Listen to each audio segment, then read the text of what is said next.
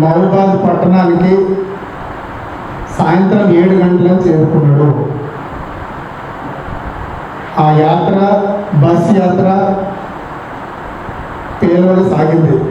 Car sir ఎంత మొత్తుకున్నా సాయంకాలం 7 గంటలకు ప్రజలు రావాల్సినంత జనం రాలేదని చెప్పేసి చెప్పుకుంటా ఉన్నారు. ఆ సభలో కేసీఆర్ గారు జనాలు చూసి కేవలం 10 నిమిషాలు మాత్రమే మాట్లాడగలిగాడు. అందుకే ఇక్కడ ఉన్నటువంటి ప్రతి ఒక్క కార్యకర్తలు పొద్దున్న అందరూ విచారిస్తూ ఉంటే బస్సు యాత్ర అంత విజయవంతం కాలేదు. ఏదున్నా ప్రజలు కారు గుర్తును తిరస్కరిస్తూ ఉన్నారు. ఈసారి చేతి గుర్తుకు ఓటేద్దామని చెప్పి ప్రజలు డిసైడ్ అయినట్టు మనకు తెలుస్తూ ఉంది. నిన్న జనాన్ని చూసి మాజీ ముఖ్యమంత్రి అవాకులు చవాకులు వెళ్ళారు. మీరందరూ గమనించారు. కాంగ్రెస్ పార్టీ అధికారంలోకి వచ్చిన 4.5 నెలలైంది.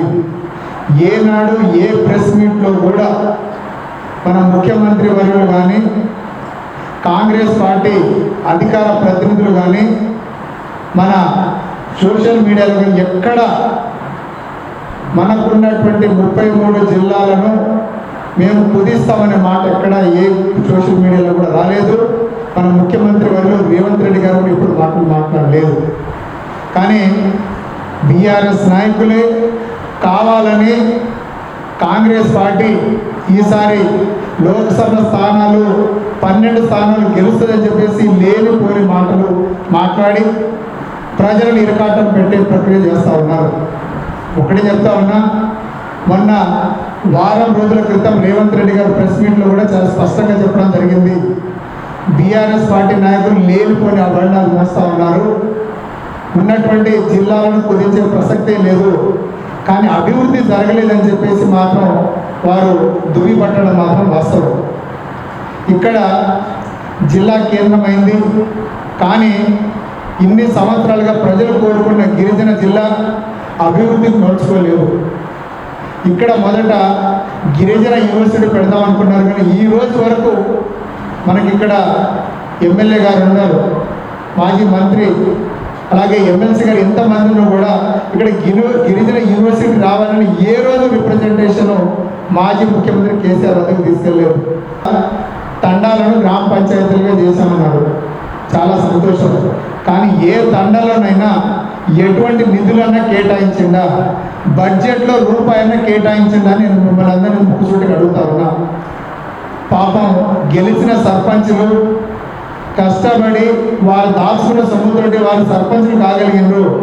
కానీ అభివృద్ధి పేరుతోటి అక్కడ ఉన్నటువంటి వైకుంఠ ధామాలు, పల్లె ప్రకృతి వనాలు, అలాగే గ్రామ పంచాయతీ కార్యాలయాలు మీరు నిర్మించకపోతే మిమ్మల్ని సస్పెండ్ చేస్తాం, బహిష్కరిస్తామని చెప్పేసి అనేక సందర్భాల్లో వాళ్ళకు షోకాజ్ నోటీసులు ఇచ్చి వాళ్ళను తీవ్ర ఇబ్బందులకు గురి చేయడం వల్ల భార్య మెడలో ఉన్నటువంటి పుస్తకాలను అమ్ముకొని వారు ఆ రోజు గ్రామ పంచాయతీ ఆఫీసులు, అలాగే పల్లె ప్రకృతి వనాలు, వైకుంఠ ధామాన్ని ఏర్పరచడం జరిగింది. ఈ విషయం ఎక్కడైనా అభివృద్ధి జరిగిందా? మనం బీజేపీ ప్రభుత్వం కూడా సీతారాం నాయక్ గారు ఒకసారి ఎంపీగా గెలిచారు. వారు కూడా అడ్రస్ లేకుండా పోయారు. మీరు కేవలం ఎంపీలు గెలుస్తున్నారు, కానీ చివరి సీట్లో కూర్చుంటున్నారు. ఎందుకంటే వాళ్ళ పార్టీ నాయకులతోటి మాట్లాడడం, అప్పుడున్నటువంటి ముఖ్యమంత్రితోటి ఇక్కడ మాకు అభివృద్ధి జరగాలని ఏ రోజు ముఖ్యమంత్రిని కలిసిన పాపాన పోలేదు. అందుకే చెప్తా ఉన్నా, ఇప్పుడున్నటువంటి 3 వ్యక్తులలో బలరాం నాయక్ గారు కావచ్చు, సీతారాం నాయక్ గారు కావచ్చు, ఎంపీ అభ్యర్థి కవిత కావచ్చు, ఈ 3లో పోలిస్తే బలరాం నాయక్ గారే అభివృద్ధి చేసిండ్రు. కవిత గారు కానీ అదేవిధంగా సీతారాం నాయక్ గారు కానీ తట్టెడు మట్టి పోసి పాపాన పోలేదు. ప్రజలు గమనిస్తూ ఉన్నారు. ఈసారి కాంగ్రెస్ పార్టీని భారీ మెజార్టీలు గెలిపిద్దామని ఊళ్ళు వెళ్తున్నారు.